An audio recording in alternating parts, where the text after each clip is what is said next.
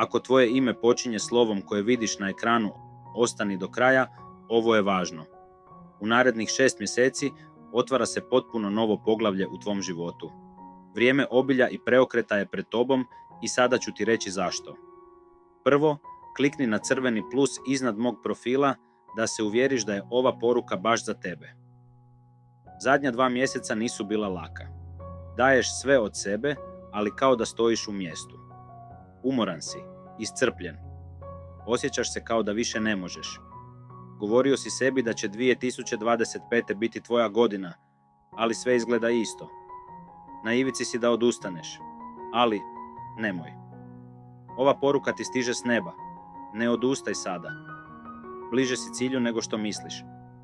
Bog te poslao na put koji samo ti možeš izdržati.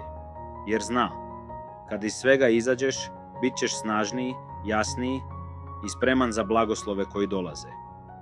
Vidim veliku financijsku priliku pred tobom. Ona će promijeniti sve.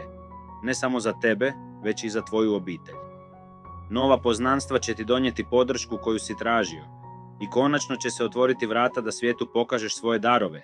Ako vjeruješ u ovu poruku, upiši blagoslovljen u komentare. Podijeli video i pogledaj tko ti je treći u kontaktima. Možda baš ona treba ovo čuti. Spremi ovaj zvuk makar samo za sebe. Tvoje vrijeme je stiglo.